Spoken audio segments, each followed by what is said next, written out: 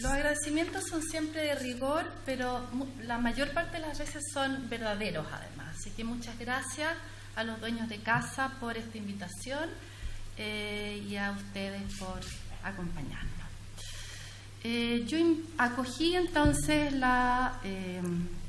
el llamado a conversar en torno a las articulaciones o las preguntas por la cultura visual y la cultura material a partir de un corpus de objetos particulares que son los mapas.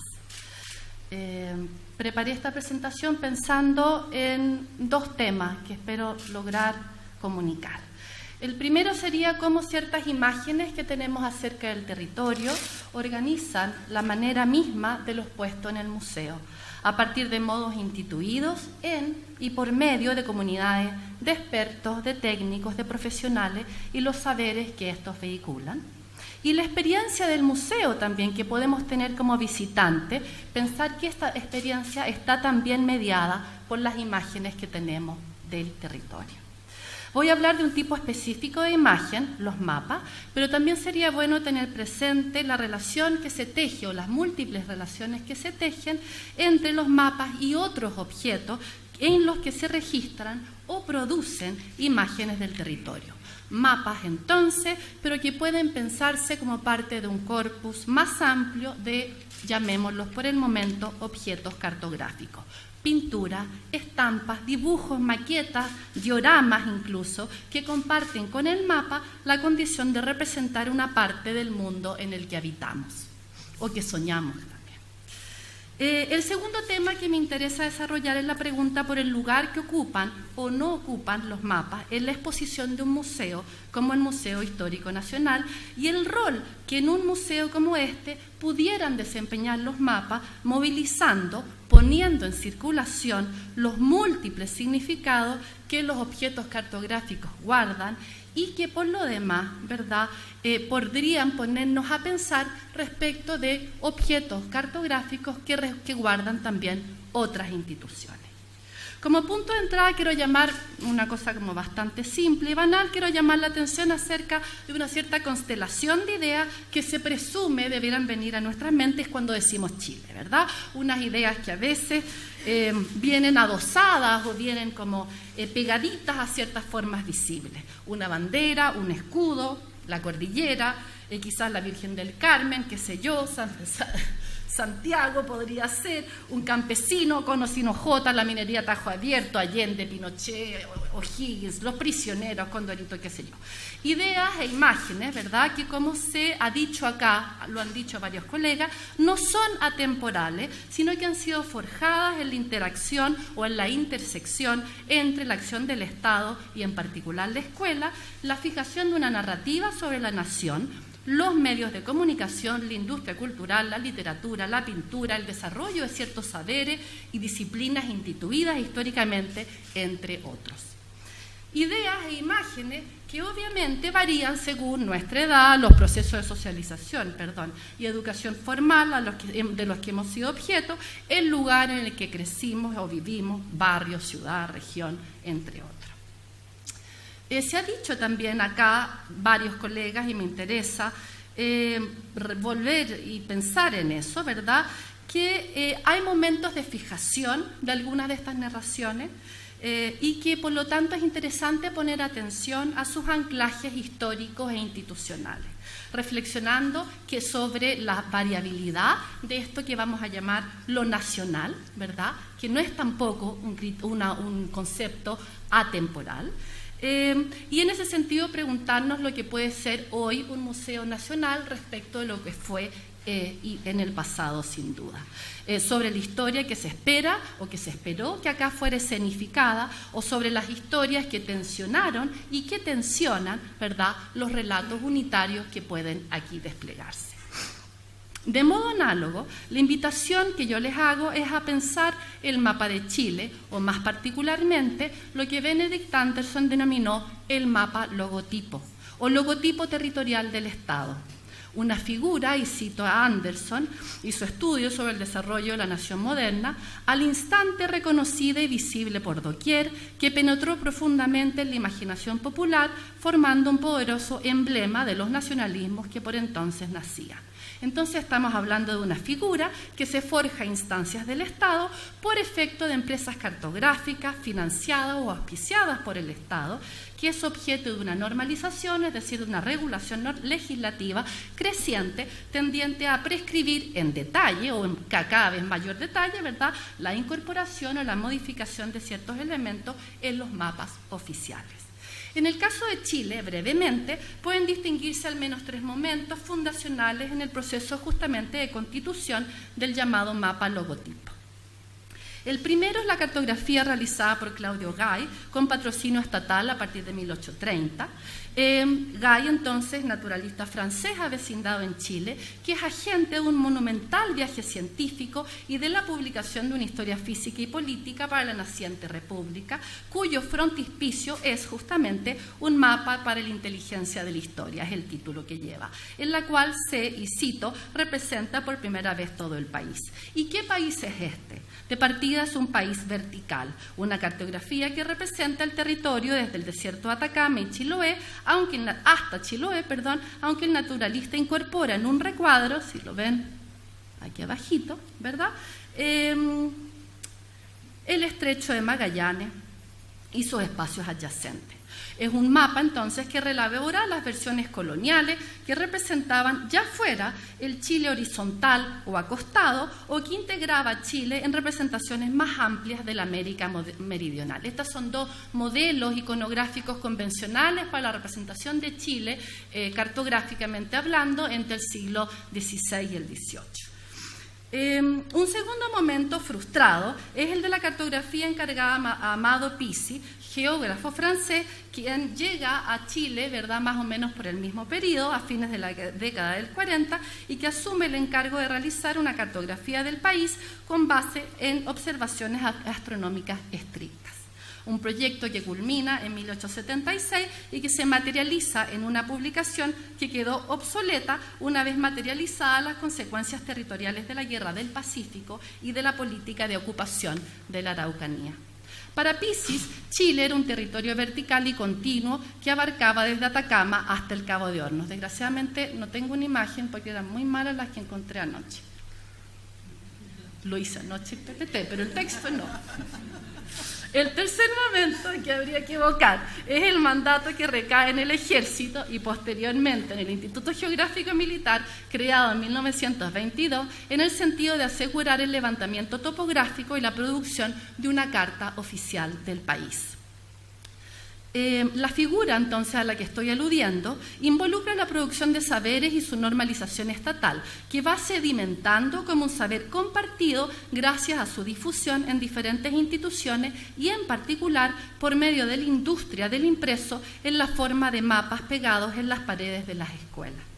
Este es un mapa de 1955 que tiene arriba la Fundación de Santiago, ¿verdad?, que resguarda este propio museo y que contiene, si ustedes se fijan, un Chile vertical, efectivamente, que va desde el extremo norte de nuestro actual territorio hasta el Cabo de Hornos. Este otro mapa, entonces, del año 59, otro Chile vertical segmentado en 2 partes y en una vista unitaria, en cuyo recuadro se lee, aquí no se lee muy bien, pero yo les cuento que eso dice, que está hecho conforme, entonces, a los dictámenes del Instituto Geográfico Militar.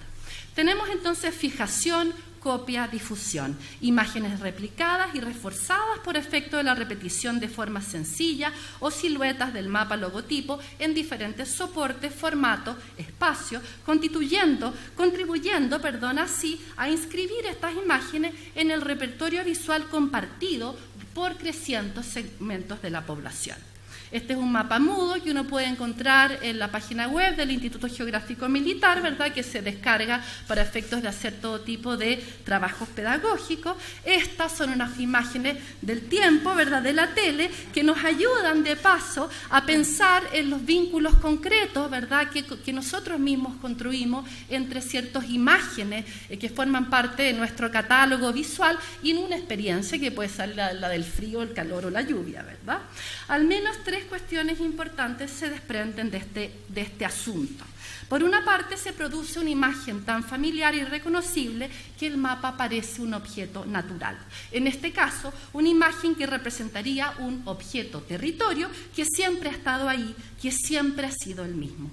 La naturalización operada instala un implícito, el territorio de Chile, como una suerte de escenario atemporal. Un telón de fondo sobre el cual se despliegan los acontecimientos, sean cuales sean, ¿verdad?, sean grandes dramas o pequeñas historias mínimas. Un primer cruce con el museo, entonces, el Chile logotipo como telón de fondo, ahí está, de la sala, entonces, disculpen, de la sala de los primeros pueblos, que quedan primeros pueblos, entonces primeros habitantes de Chile, que quedan localizados con fines pedagógicos muy altruistas en referencia a un espacio que no guarda ninguna relación con sus propias prácticas sociales, políticas, territoriales, simbólicas, de los que los dotaban justamente de su propia densidad histórica. Me hizo pensar el mapa de Olaya, ¿verdad?, que tenía a Salta fuera del caído, ¿verdad?, del esquema, porque era un mapa justamente de Chile. ¿Nos reconocemos en el mapa de Chile? O más bien, ¿en qué contextos nos reconocemos en el mapa de Chile? Porque me ha gustado mucho, he escuchado en un par de ocasiones esta idea de que separar historia oficial e historia otra es realmente un sinsentido en el siglo XXI. Claro que nos reconocemos en el mapa logotipo, pero es importante pensar también que hay contextos específicos en los cuales estas imágenes se tornan significativas para nosotros. En ese sentido, reiterar entonces la idea de que este mapa funciona de diferentes maneras en función de grupos diferenciados, movilizando, por lo tanto, imaginario geográfico no siempre compartida. No quiero entrar en detalles, creo que cada uno puede pensar en 1000 contextos, ¿verdad?, respecto a los cuales las experiencias de ocupación del territorio, las experiencias de interacción, las expectativas de construcción de comunidad hacen que tengamos, ¿verdad?, comprensiones y articulaciones de nuestra subjetividad y nuestra existencia social territorial extremadamente diferenciada. Pero en todo caso podemos decir que en términos generales estamos hablando de imaginario geográfico e imágenes del territorio que elaboran desde otros parámetros los límites, las nociones de unidad o fragmentación, de cercanía o distancia, incluso de norte o sur. Yo que soy santiaguina, más de alguien le habrá ocurrido también, estando en Coyhaique, que digan, cuando voy, Concepción que está al norte.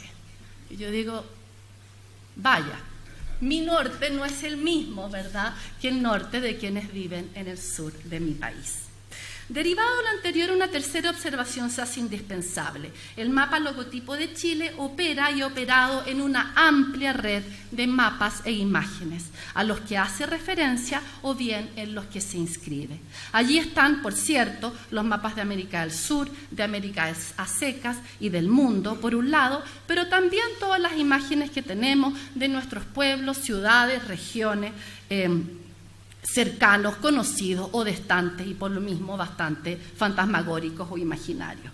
Todos estos son mapas, ¿verdad?, representaciones bidimensionales de una parte del orbe y que conviven además, como decía al principio, con un ecosistema compartido con otras imágenes. Nos encontramos así con que hay numerosas imágenes del territorio que, sin ser propiamente mapas, forman parte de los repertorios visuales a los que echamos mano cuando se trata de representar o representarnos eso que llamamos territorio de Chile.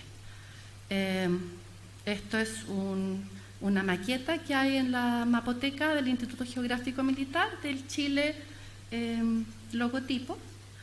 Este es un mapa de Chile que está en la Costanera de la Ciencia, impreso en Valdivia, ¿verdad?, que uno puede recorrer, caminar. Estas son imágenes que forman parte de nuestro imaginario visual porque están en todos los libros y manuales de historia, ¿verdad? Imágenes que forman parte del Atlas de Gai. Bueno, ¿para qué decir? Rugendas, ¿verdad?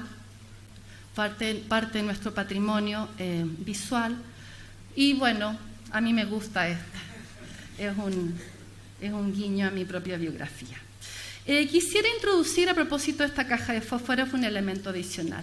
Hasta ahora hemos hablado de imágenes y su peso relativo en nuestro repertorio visual, dejando instalada la pregunta sobre cómo inciden en la construcción de un relato unitario, que pudiera ser un guión, y en la experiencia de museo que sus visitantes que recorren, de los visitantes que recorren, ¿verdad?, la significación de esa narrativa. Atendamos ahora al museo como una colección de objetos y como lugar de su puesta en exhibición. Y sobre todo atendamos al saber hacer, muchas veces invisible para los que no trabajamos aquí, ¿verdad?, de sus curadores, que limpian, estabilizan, catalogan, manipulan, resguardan objetos de diferentes tamaños y materiales. Esta experiencia me parece valiosa y necesaria para volver a mirar los mapas desde otro lugar. El Museo Histórico Nacional guarda una colección no despreciable de mapas manuscritos e impresos y un repertorio aún más amplio de lo que he llamado objetos cartográficos. Si se integran a otras imágenes del territorio, lo que pone por delante el desafío de reconocer los soportes, formatos y materiales en los que se ha replicado, adaptado, referido, transformado el mapa logotipo de Chile y de las otras imágenes e imaginarios geográficos con las que éste coexistió a partir de un cierto momento. Al atender a la dimensión objetual del mapa, devienen preguntas pertinentes, cuestiones como: ¿los mapas gigantes y los pequeños, para qué se confeccionan? Las maquetas monumentales, como esta que les mostraba del Instituto Geográfico Militar, o aquellos mapas casi miniaturescos reproducidos en, ¿verdad?, pequeños objetos de arte destinados a un transporte cerca del cuerpo. También aquellos reproducidos en el espacio urbano, como la costanera de Valdivia, para ser recorridos, ¿verdad? Los impresos muy grandes concebidos para cubrir muros, para ser exhibidos de manera permanente o transitoria. Pensemos en este caso no solo en las salas de clase, de las reparticiones públicas también dedicadas a la gestión del territorio, sino en las campañas militares y en la relación entre cartografía y arte de la guerra. Los mapas pequeños o más pequeños como parte de objetos mayores, no solo estuches, sino muy habitualmente libros y también carpetas de hojas sueltas. Y no solo tamaños, sino formatos, los plegables destinados al bolsillo, a la guantera del automóvil, los enrollados sobre sí mismos o sobre un soporte de madera, los mapas con estuche, hoy los digitales. ¿Y qué pasa entonces con los materiales de los mapas? Aquellos impresos o pintados sobre tela, producidos para durar y pensados desde la lógica del tocar, mover, manipular. Los dibujados o reproducidos en papeles sencillos, económicos, papeles rústicos, destinados a un uso efímero o, por el contrario, en bellos y onerosos papeles o incluso sobre pergamino. Si pensamos que los materiales de un mapa nos hablan de productores y públicos, de mandantes y artífices, de trayectorias previstas y de usos sociales esperados e inesperados, entonces atender a la dimensión objetual de los mapas abre otro campo de preguntas para desde el museo pensar en las relaciones que se han tejido entre la sociedad y el espacio. Muchas gracias.